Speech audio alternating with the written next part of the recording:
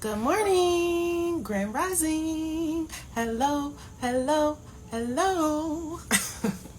So I'm back with the last and final installment of this whole 9 environments series. Today I'm talking about nature, and I should be able to keep it pretty brief. So let's hop into it. With nature, the first thing that I'm going to talk about, the benefits of being out in nature and how these things are influencing us and affecting us. So we want to make sure that we're getting out in nature just for, on a basic level, a sense of exploration, a sense of discovery, just enjoying the beauty of nature, and the scenery, its calming effects, its relaxing effects, its energizing effects. So our first reasoning for getting out in nature is just that exploration factor. We're discovering new things, we're connecting with the environments, we're just appreciating the flowers, we're appreciating the trees, we're appreciating all of those things. And yeah, sometimes they have calming effects, even with the weather. Some people find rain to be relaxing, or a nice sunny day. So we're making sure that we're connecting with just our natural environment, the weather, and utilizing it for, the positive benefits that it does have. Also, so once we get a little bit deeper, we're also in nature for the appreciation of, and to kind of connect and, start connecting with the elements and their healing properties. So we're connecting with the fire from the sun and receiving, those downloads, the vitamin D, all of those things from, that fire element. From the water, we're constantly surrounded by water, even rain. If we sit by bodies of water, they also have, healing properties. Let's see how I can incorporate that. Well, with the water, it's cleansing, and if we're talking about weather, I find that it's good to, kind of release with the rain and things like that. So we're using the element of water to also find that healing. Just in with the earth, that's when we're getting into grounding, but also understanding the minerals and all of the things that are in the earth, and the clay, our food, and all of those things. So we're connecting with the earth in that way. In all of those ways, we're connecting with the air by receiving that oxygen, which helps us to function. We keeping it simple today.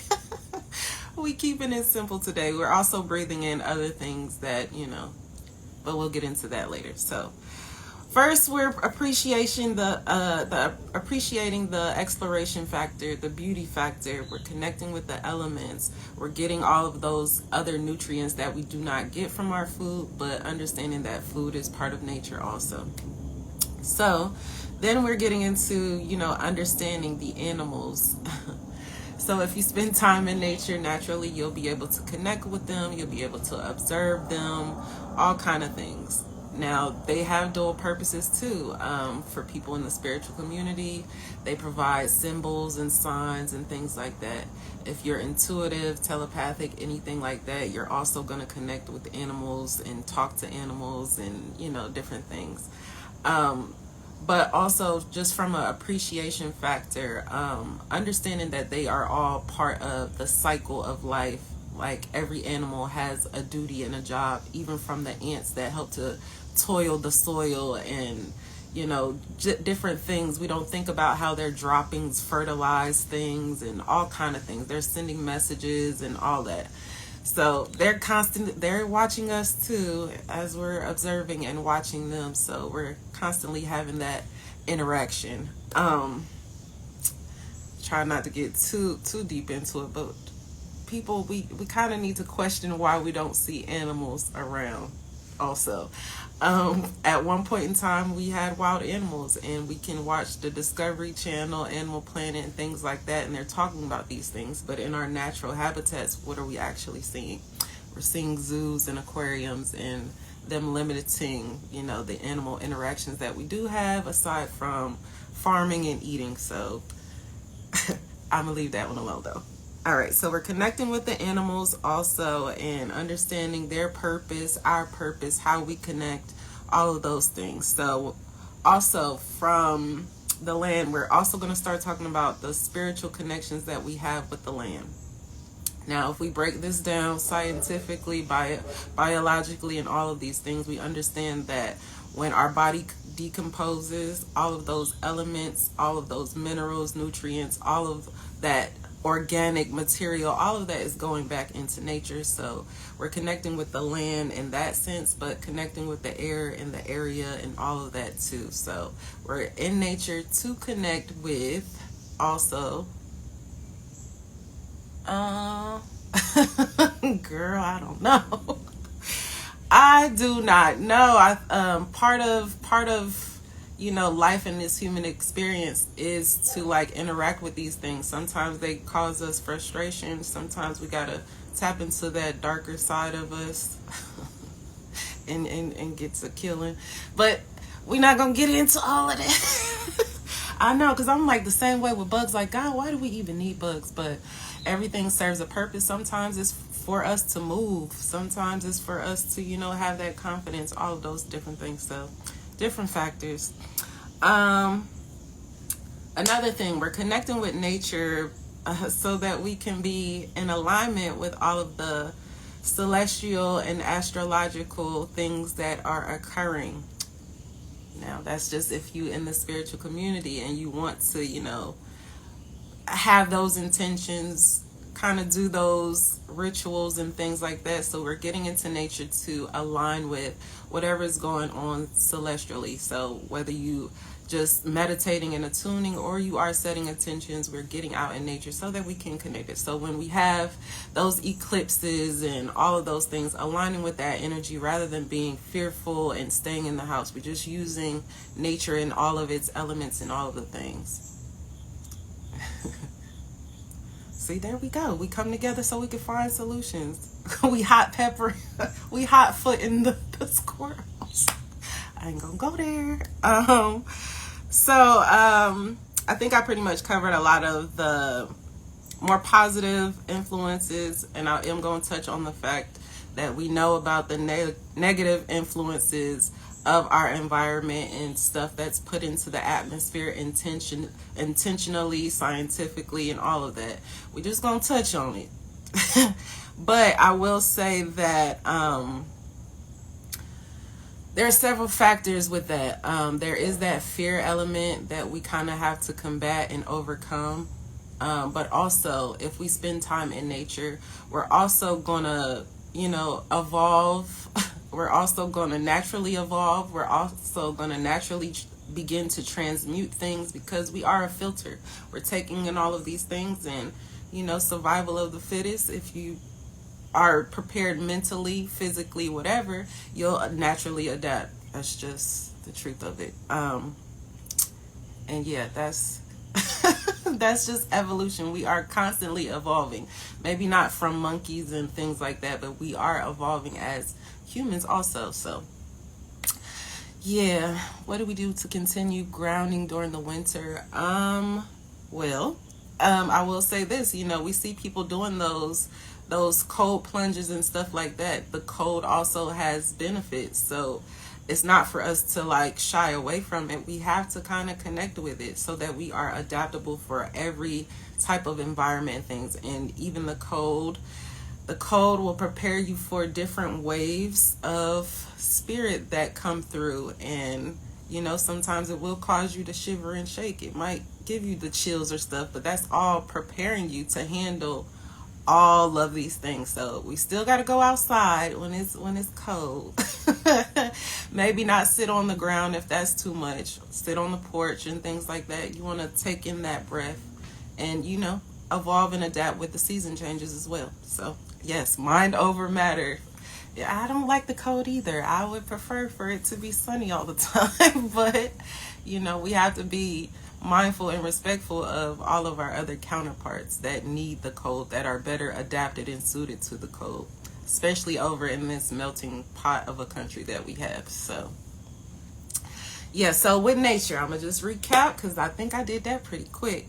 We are connecting with nature for the the sense of exploration. We even want our kids to get out there and start questioning stuff so that their scientist brain can go off, so they can not only just learn about the leaves and the clouds and stuff in school, but they are actually seeing it in their environment.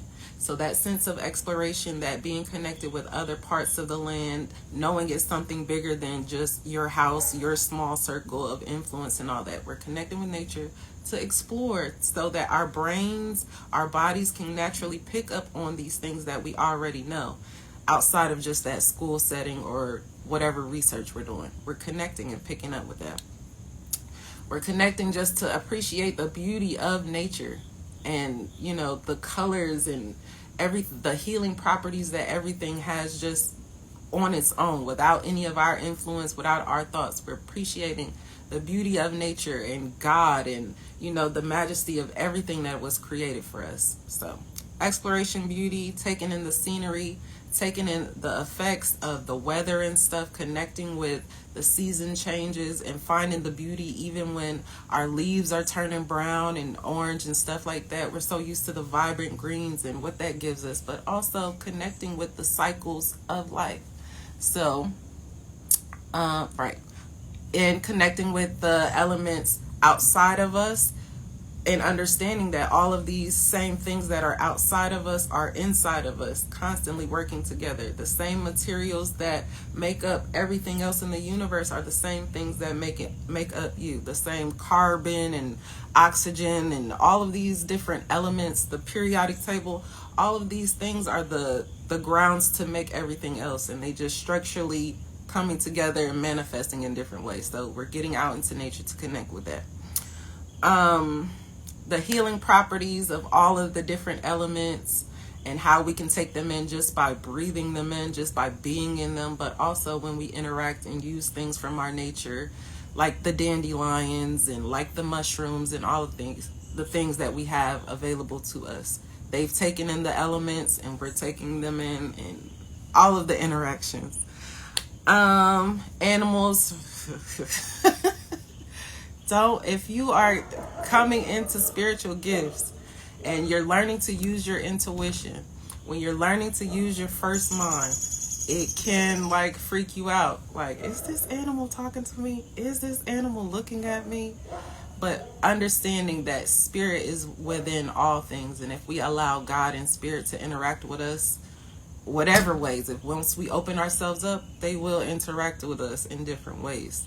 But we're also looking at, you know, the signs and the symbols and what all of the nature is teaching us. So my interpretation may be different than yours, but that's why we come together and kind of, you know, whatever our experience is, find the commonalities and piece stuff together. So when you see the clouds move in a certain way, you might know what that means, and you might have that gift to tell people. So that's the other part of it. The spiritual connections to the land. Again, we all have ancestors. A lot of people died. We don't think about, you know, all of these bodies that's in the ground and how they are part of this cycle of life. I don't mean to sound morbid or anything, but it's just the truth. And the energy of the areas that you in are, if you're in the South, it's going to be a different energy than it is going to be in the North or in the East or the West Coast or whatever. Just the same way as we see so much going on with like New Orleans and stuff like that. You got to think about the energy that when people pass, it's still, it got to go somewhere. It has to do something, and all of that energy is never destroyed. It's just, you know, transmuted and translated and all of these things. So being mindful of that. Rest in peace to your grandma. Talk to her. I know you, if you're in the spiritual community, just talk and ask for that guidance and clarity. Again, we are connecting with the celestial alignments. So whenever you hear people talking about all of these things, it's not for you to be fearful. Just sit in it. If you don't want to do those rituals, just sit in the energy, align with that energy. If they say, hey, full moons we releasing, then you can also understand like energetically what be happening when other people, you might not want to do those rituals, but other people are. Just same way when we have all these full moons and stuff like that, you might not be participating, but just know and be mindful that there are other people that are always participating. So that's why you may feel certain things at certain times.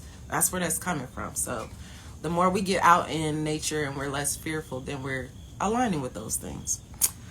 And yeah, we are strong people. We are powerful beings, energy beings. So even though there may be negative effects, whether they be intentional, unintentional, whether whatever, we're fighting mindsets and memetics also at the same time. We also know that we are always evolving.